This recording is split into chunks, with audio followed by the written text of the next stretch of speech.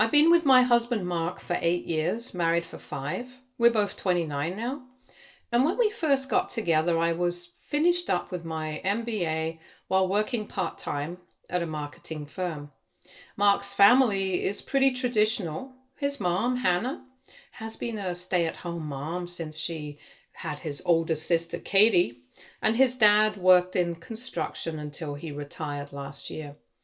They're not bad people, but they definitely have very specific ideas about how women should prioritize their lives. From the beginning, Hannah made it clear she thought I was too focused on my career.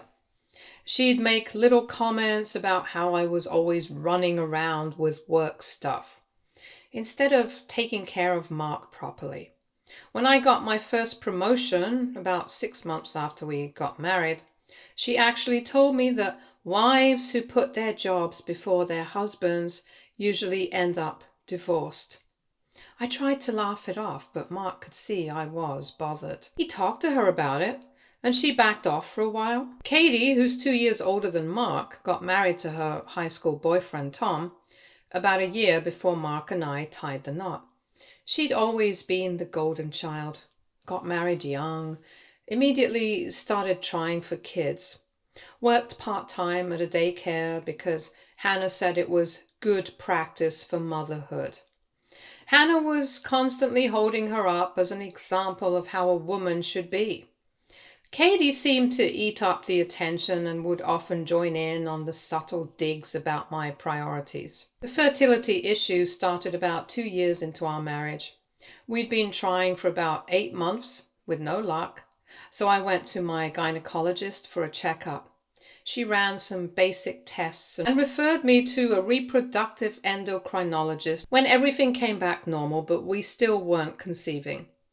The specialist found that I had some hormonal imbalances that were making it harder to get pregnant. Nothing that couldn't be treated, but it would take time and possibly some medical intervention. I made the mistake of sharing this information with Mark's family during a Sunday dinner.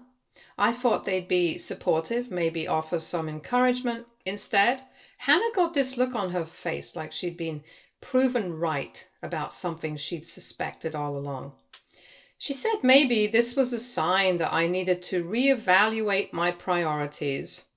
When I asked what she meant, she said that God has a way of making sure people focus on what's really important.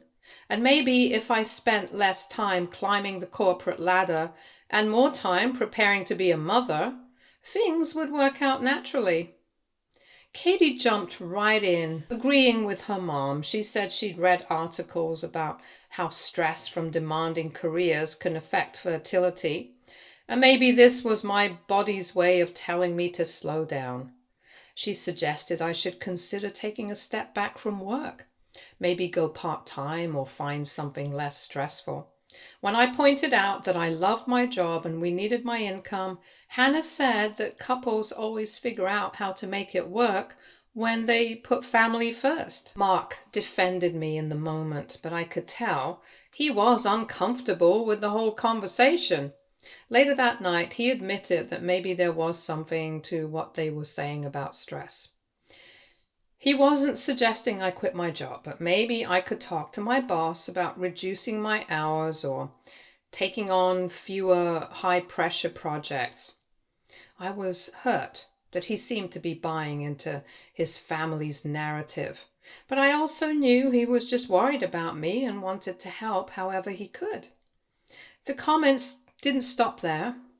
Every family gathering became an opportunity for Hannah and Katie to drop hints about how I should be living my life. They'd make comments about women they knew who had struggled with fertility until they surrendered to God's plan and stopped trying to control everything. They'd share stories about career women who finally got pregnant after they quit their demanding jobs. They'd bring up articles about work-life balance and how modern women were pushing their bodies beyond what they were designed for. The worst part was how they framed it all as concern for my well-being. They'd say they were just worried about me, that they could see how stressed I was, that they wanted me to be happy and fulfilled. But underneath all the caring language, the message was always the same. I was being punished for my choices, and the only way to fix it was to become the kind of woman they thought I should be. Meanwhile, Katie was having her own struggles, though she kept them mostly private. She and Tom had been trying for kids since they got married, but nothing was happening. She'd mention it occasionally, usually in the context of how she was trusting God's timing and not stressing about it like some women do. Hannah would praise her patience and faith, contrasting it with my approach of seeing doctors and exploring medical options. My fertility journey continued for another 2 years. I tried different medications, tracked ovulation religiously, made dietary changes, started yoga, basically did everything the doctors recommended, plus some alternative approaches I researched online. Mark was supportive through most of it, though I could tell the constant family pressure was wearing on him. He never directly asked me to quit my job, but he'd make comments about how maybe we should consider all our options, or how we needed to be open to different paths to parenthood. The breaking point came during Thanksgiving dinner 3 years ago.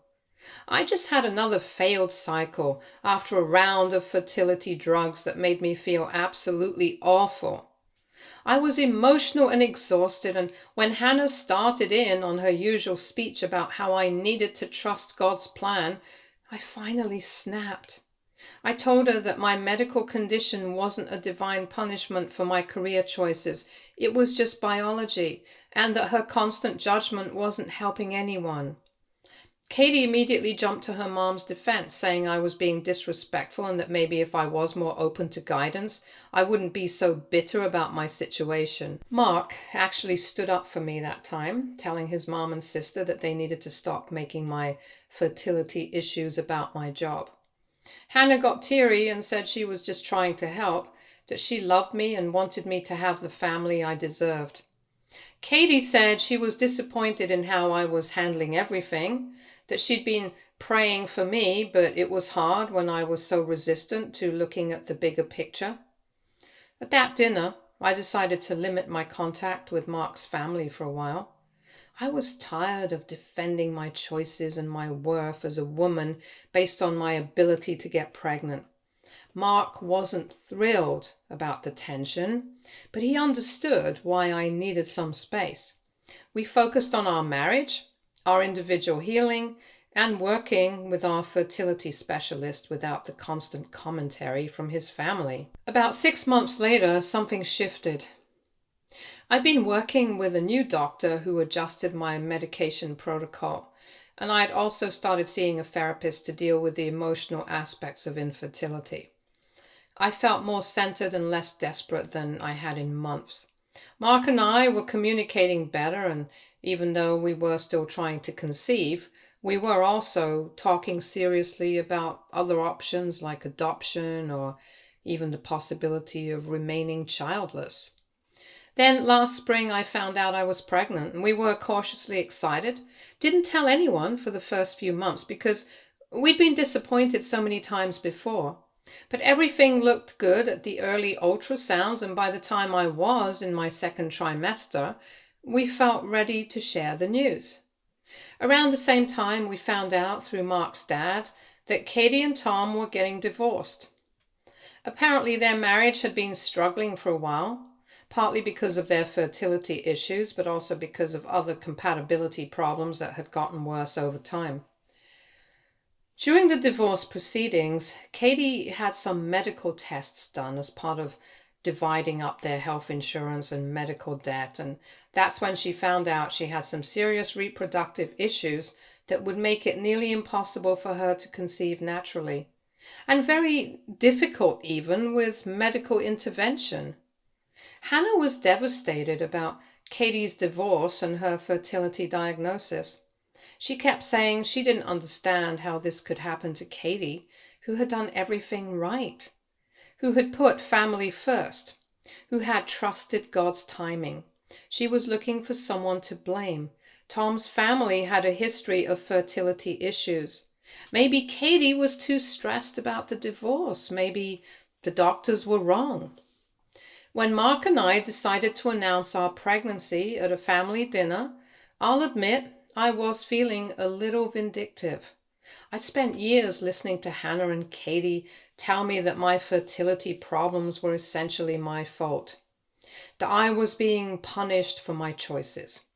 Now here I was, pregnant, after continuing to work full-time and pursue my career, while Katie was facing the reality that she might never have biological children, despite doing everything her mother said was right. I kept the announcement simple, just told everyone that we were expecting and due in early fall. Hannah was happy but seemed confused, like she couldn't quite reconcile my pregnancy with her previous theories about why I wasn't getting pregnant. Katie congratulated us but was obviously struggling with her own emotions about it. Then Hannah made a comment about how this was proof that everything happens in God's timing and maybe all the stress I'd been under before was preventing pregnancy. But now that I was more relaxed, my body was able to do what it was supposed to do. It was the same old narrative, just adjusted to fit the new circumstances. That's when I asked a question that's been haunting me since that dinner. I looked at Hannah and said, "So, if my fertility issues were God's way of punishing me for being too ambitious and not putting family first, what do you think God is punishing Katie for?" The room went completely silent. Katie looked like I'd slapped her, and Hannah started crying. Mark grabbed my hand under the table, and I could tell he was mortified. I immediately knew I'd crossed the line, but I was also so tired of the double standard. For years they'd been comfortable explaining my struggles as some kind of moral failing on my part.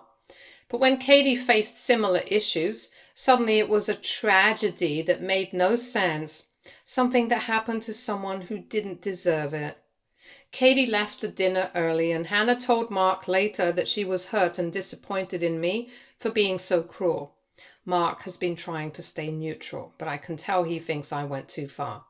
His dad actually called me a few days later and said he understood why I was upset, but that bringing it up at that moment was unnecessarily harsh. Now I'm sitting here, 4 months pregnant, wondering if I'm a terrible person for saying what I said. Part of me feels vindicated because I finally called out the hypocrisy that had been making my life miserable for years. But another part of me feels guilty because Katie's going through something really difficult, and I chose to hurt her when she was already down. I keep going back and forth between feeling justified and feeling like I handled the whole situation poorly. I don't know if I should apologize or if doing so would just validate their original behavior towards me. I don't know if there's a way to repair the relationship with Mark's family, or if I even want to at this point. I'm worried about how this is affecting Mark and how it might impact our child's relationship with their extended family. But I'm also tired of being the bigger person when no one ever expected Hannah and Katie to consider how their words were affecting me. AITA for asking that question, or was I justified in pointing out the hypocrisy after years of judgment? How do I move forward from here? Update 1. I've been reading through all the comments and I wanted to give you guys an update on what's happened since I posted. First off, thank you to everyone who shared their own fertility stories and helped me feel less alone in this whole mess. It's been really validating to hear from other people who've dealt with similar family dynamics. Mark and I had a long conversation the night after I posted. I showed him some of the comments, particularly the ones pointing out how toxic his family's behavior had been towards me over the years. I think reading other people's perspectives helped him see the situation differently. He admitted that he'd gotten so used to his mom and sister's comments that he'd stopped really hearing how hurtful they were. He said he'd been focused on keeping the peace rather than protecting me from their judgment, and he apologized for not standing up for me more consistently. We decided that we needed to have some kind of conversation with his family before the baby comes, because we don't want our child growing up around that kind of conditional love and judgment. Mark offered to talk to them alone first, but I felt like I needed to be part of the conversation since I was the one who said what I said. Yesterday, we went over to Hannah's house. Katie was there too, which I wasn't expecting. But Mark's dad had apparently convinced her that we all needed to clear the air. The conversation started awkwardly, with Hannah saying she'd been praying about the situation and felt like there had been hurt on all sides. I decided to be direct about it. I told them that I owed Katie an apology for the timing and the way I brought up my question because she was already going through something difficult and I didn't need to pile on. But I also said that I wasn't sorry for pointing out the double standard in how they treated my fertility issues versus hers.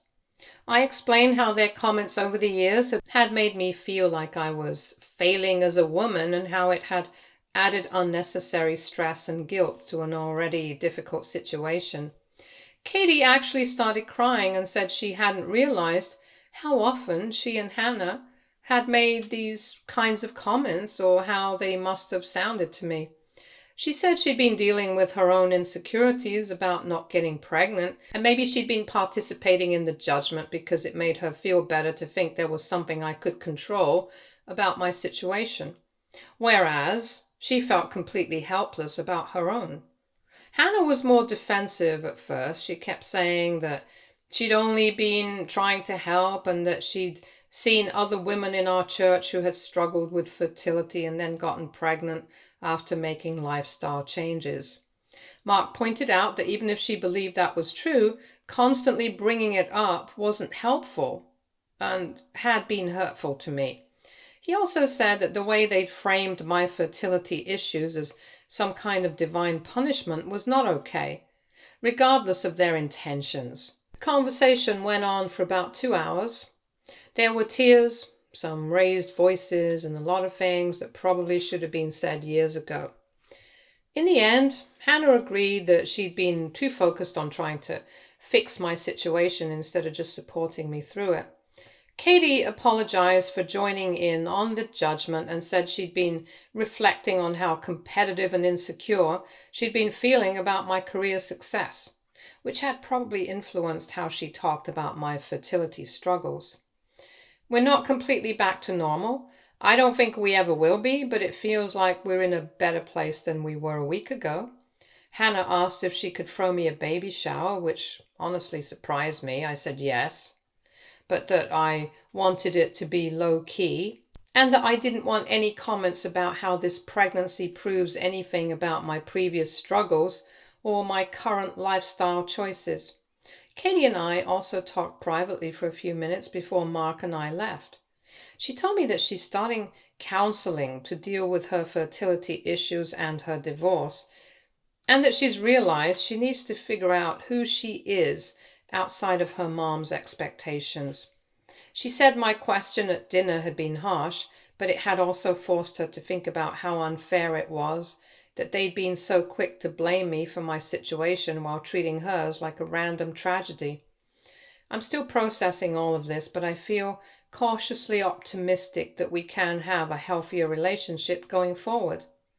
Mark seems relieved that everything is out in the open, and I think we're both feeling better about our child being around his family now that we've established some better boundaries.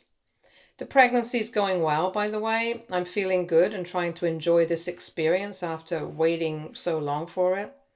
Thanks again for all the support and advice. Update 2. Well, things took an interesting turn that I wasn't expecting. I thought the drama was mostly over after our family conversation, but apparently I was wrong.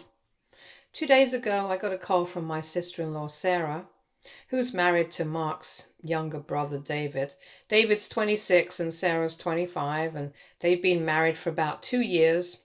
They live about 3 hours away, so we don't see them super often, but we've always gotten along well. Sarah's pretty different from Katie. She's more independent, has a good job as a nurse, and generally doesn't get involved in family drama. Sarah called to congratulate me on the pregnancy, but then she said she wanted to talk to me about something that had been bothering her since she heard about what happened at our dinner. Apparently, Katie had called her right after our conversation at Hannah's house and told her the whole story, including my question about what God was punishing Katie for. Here's where it gets interesting. Sarah told me that she'd been dealing with her own issues with Hannah and Katie's attitudes towards women and career choices. When she and David got married, Hannah had immediately started asking when they were going to start trying for kids. Sarah wanted to wait a few years to establish her career and pay off some student loans. But Hannah kept making comments about how it's better to have kids while you're young and how Sarah shouldn't wait too long or she might regret it. But here's the kicker. Sarah and David have actually been trying to get pregnant for about 6 months now, and it's not happening. Sarah went to her doctor and found out she has PCOS, which can make conception more difficult. She hasn't told anyone in Mark's family about this because she was afraid of getting the same treatment I got, especially after watching how Hannah and Katie had reacted to my fertility issues. Sarah said that when Katie told her about our dinner conversation, instead of feeling bad for Katie, she actually felt relieved that someone had finally called out the hypocrisy. She said she'd been dreading the days she'd have to tell Hannah and Katie about her PCOS because she knew they'd start analyzing her lifestyle choices and suggesting that maybe she was being punished for prioritizing her career over starting a family. Then Sarah told me something that really blew my mind. She said that Katie had confided in her during that phone call that she'd actually known about her fertility issues for over a year before her divorce.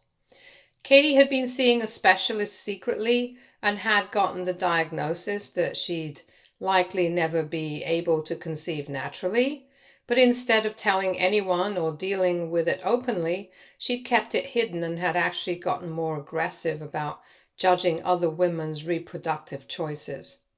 According to Sarah, Katie admitted that hearing Hannah constantly talk about how my fertility issues were related to my life choices had made her feel better about her own situation. Because at least she was doing everything right, even if she wasn't getting pregnant.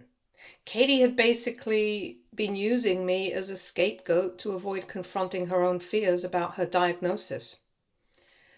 This information has been spinning around in my head for the past 2 days. On one hand, I feel vindicated because it confirms that Katie's behavior towards me wasn't really about concern for my well-being. It was about her own insecurities and fears. On the other hand, I feel kind of sad for her because she was obviously struggling with her own issues and didn't feel like she could be honest about them. I haven't said anything to Mark about this yet because I'm not sure how to process it.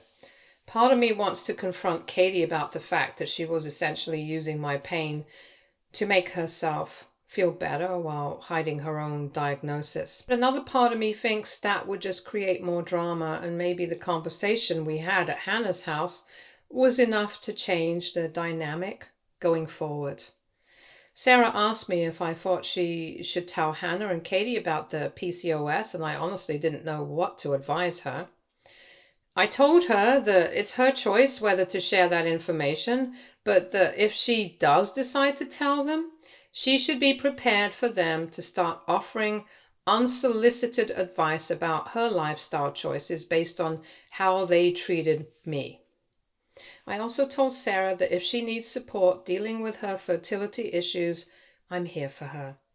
I know how isolated it can feel when you're struggling to conceive, especially when you're surrounded by people who don't understand what you're going through or who make you feel like it's somehow your fault. Mark and I are planning to visit Sarah and David next month, and I'm curious to see how that goes.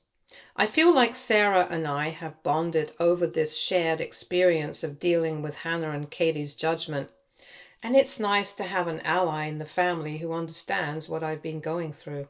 I'm still not sure how I feel about Katie's revelation that she knew about her fertility issues all along. It explains a lot about her behavior, but it also makes me angrier in some ways because it means she was deliberately participating in judgment that she knew was unfair and hurtful. I guess people do complicated things when they're scared and in pain, but it's hard not to feel like she used me as an emotional punching bag to avoid dealing with her own problems. Anyway, that's the latest development in this ongoing family saga. I'm trying to focus on my pregnancy and my relationship with Mark. But it's been interesting to learn more about the dynamics that were happening behind the scenes all these years. Update 3. I need to update you all again because something pretty significant happened yesterday that has changed everything. I'm honestly still processing it all, but I wanted to share because this whole situation has taken another unexpected turn. Yesterday morning, Katie showed up at our house, unannounced. Mark was at work and I was working from home, so it was just the two of us. She looked like she hadn't been sleeping well and she seemed really agitated. She said she needed to talk to me about something important and she asked if we could sit down. Katie told me that Sarah had called her the night before and told her about their conversation with me, including the parts about Katie having known about her fertility diagnosis before the divorce. Katie was upset that Sarah had shared that information with me, but she also said she realized that keeping it secret had been causing more problems than being honest would have. Then Katie told me something that completely floored me. She said that the reason she'd been so aggressive about judging my fertility issues wasn't just because she was insecure about her own situation. It was because Hannah had specifically asked her to help convince me to quit my job and focus on getting pregnant. According to Katie, Hannah had been worried that Mark was going to start resenting his family for their comments about my career and fertility. So she'd asked Katie to be more subtle about it and to frame their concerns as coming from a place of sisterly love rather than judgment. Hannah had apparently told Katie that if they could just get me to see that my career was preventing me from having the family I wanted, then I'd be happier and Mark would be more comfortable bringing me around the family. Katie said Hannah had even suggested specific things to say to me, like the comments about stress affecting fertility, the stories about women who got pregnant after changing their priorities. Katie admitted that she'd gone along with this plan partly because she wanted to please her mom, but also because she was jealous of my career success and was dealing with her own fertility fears. But here's the really crazy part. Katie told me that about 6 months ago, Hannah had found out about Katie's fertility diagnosis when she'd seen some medical paperwork during Katie's divorce proceedings. Instead of being supportive, Hannah had apparently asked Katie not to tell anyone about it because she was embarrassed about having a daughter who couldn't have children naturally. Hannah had even suggested that Katie should keep trying different treatments and not give up hope, because having a daughter who was infertile would reflect poorly on Hannah's parenting and her family's genetic health.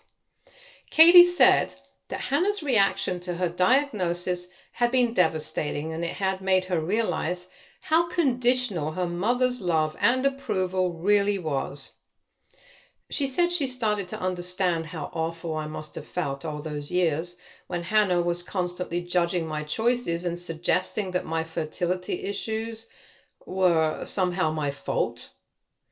Then Katie apologized to me, not just for the comments she'd made over the years, but for participating in what was essentially a coordinated campaign to make me feel bad about my choices so that I'd change my behavior to make Hannah more comfortable. She said she realized now how manipulative and cruel that had been, and she wanted me to know that none of it had been organic. It had all been orchestrated by her mother. I honestly didn't know how to respond. Part of me was grateful for the apology and the honesty, but part of me was also furious that this had been a deliberate plan rather than just thoughtless comments. It made all those years of self-doubt and guilt feel even more unnecessary and cruel. Katie also told me that she'd confronted Hannah about her reaction to the fertility diagnosis and that they'd had a huge fight about it. Katie had told Hannah that she was tired of being the perfect daughter and that she was done participating in the judgment of other women to make Hannah feel better about her own choices. Apparently, Hannah had not taken this well and had accused Katie of being influenced by my rebellious attitude and turning against her own family. After Katie left, I called Mark at work and asked him to come home early because I needed to talk to him about something important. When he got home, I told him everything Katie had shared with me. Mark was quiet for a long time after I finished talking, and then he said he needed to call his dad and have a conversation with him about his mother's behavior. Mark talked to his dad for about an hour last night. Apparently, his dad wasn't completely surprised by what Katie had revealed. He'd noticed that Hannah seemed unusually focused on my career choices and had suspected that she was more involved in the family commentary than she'd let on. Mark's dad said he tried to get Hannah to back off several times over the years, but she'd always insisted she was just concerned about my happiness and well-being. Mark's dad also revealed that Hannah had been struggling with some of her own issues about being a stay-at-home mom. Apparently, she'd been feeling insecure about her lack of career achievements as more women in their social circle had gone back to work or started businesses. Mark's dad thought that Hannah's focus on traditional gender roles and her criticism of career-focused women might have been her way of validating her own choices and dealing with her own regrets. Mark and I talked until pretty late last night about what all this means for our relationship with his family. We both feel like the level of manipulation and deliberate cruelty changes things significantly. It's one thing to make thoughtless comments or to have different values, but it's another thing entirely to orchestrate a campaign to make someone feel bad about their choices.